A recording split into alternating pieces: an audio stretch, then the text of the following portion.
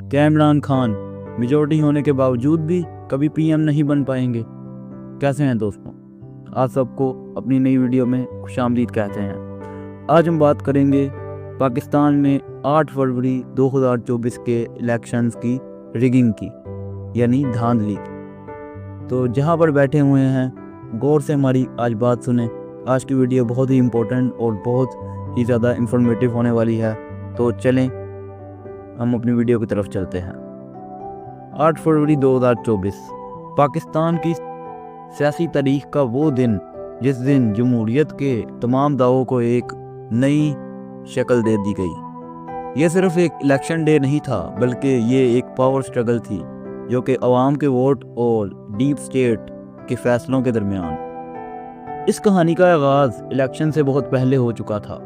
एक ऐसी political engineering शुरू हो गई थी जिसका मकसद सिर्फ ये था कि इमरान खान और इनकी जमात पीटीआई को मंजूर आम से हटाया जाए।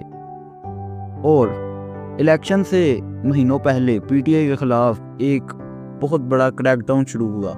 पार्टी के मेन स्ट्रीम लीडर्स को अरेस्ट किया गया, इन्हें ज़बरदस्ती कॉन्फ्रेंसेस करवाकर पार्टी छोड़ने पर मजबूर किया गया, इनके घर वालों को उठा लिया गया और काफ़ी कुछ किया गया। इसके बाद पीटीआई का सिंबल बैट, पीटीआई का जो इंतखाबी निशान था, उसको भी छीन लिया गया, क्योंकि एस्टेब्लिशमेंट ये जानती थी कि अगर ये इलेक्शंस में इनके साथ होगा तो अवाम इसी पर मोहर लगाएगी। उनको पता होगा कि हमारा टारगेट क्या है और हमने कब और क्यों हिट करना है।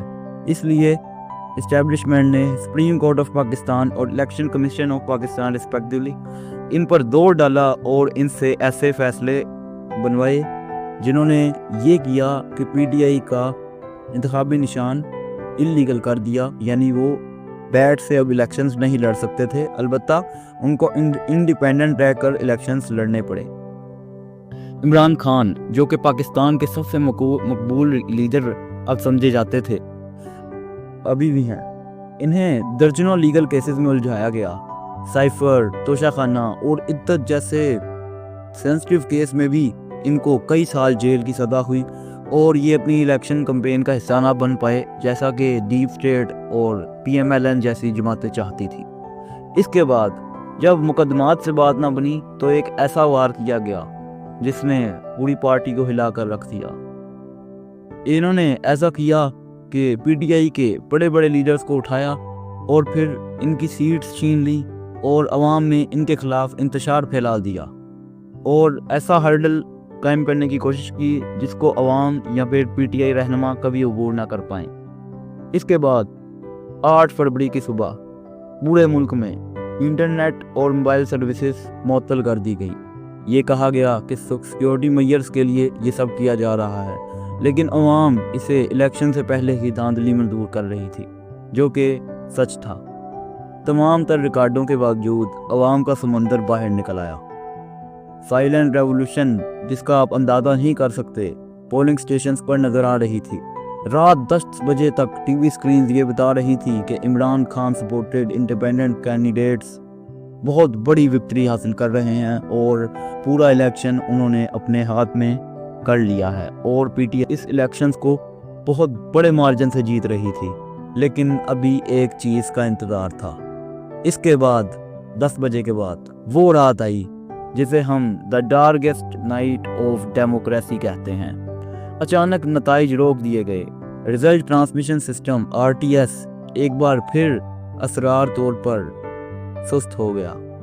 सुबह हुई तो कहानी बदल चुकी थी। वो उम्मीदवार जो कि रात को लाखों वोटों से जीत रहे थे, सुबह फॉर्म 47 जारी कर दिया गया। फॉर्म 45 जो कि असल इलेक्शन पोलिंग का रिजल्ट था, उसको बदल कर फॉर्म 47 के ऑफिसर्स को आखिरी रिजल्ट जारी करने दिया और इसमें एक इतना बड़ा मिसमैच सामने आया कि आप यकीन नहीं कर सकते।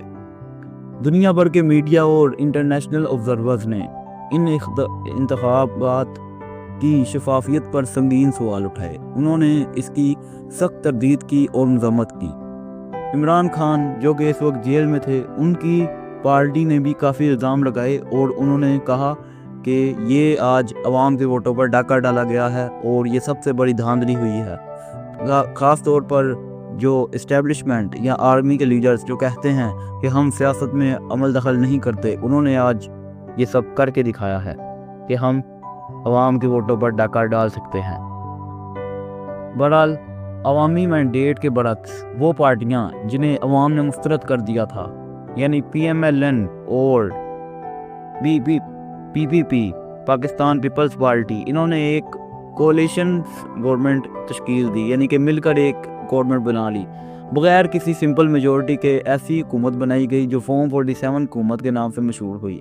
ان کی دنیا میں اب کوئی عزت بھی نہیں ہے، نہ انہیں کوئی جانتا پہچانتا ہے، ان کو کوئی بھی دنیا میں تسلیم نہیں کرتا ایز اے پاکستانی اور ایز اے بگ لیڈر۔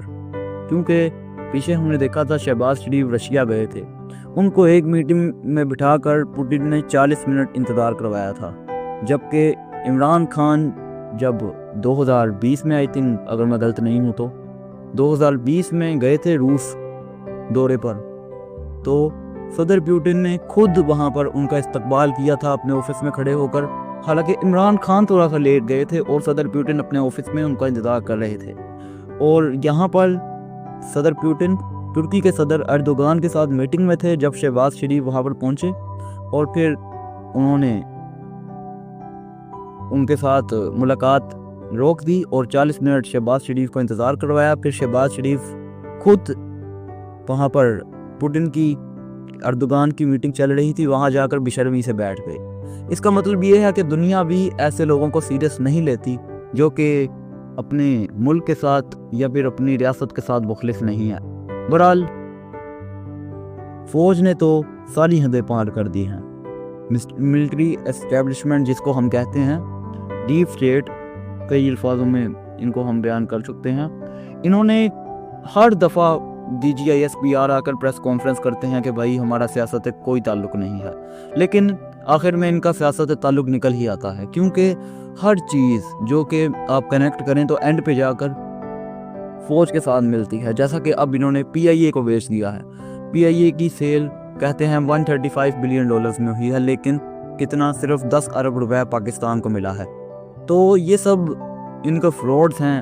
انہوں نے DHA ایسی بڑی کمیونٹیز خود بنا لی ہیں، فوجی امیر ہوتے جا رہے ہیں، عوام غریب ہوتی جا رہی ہے۔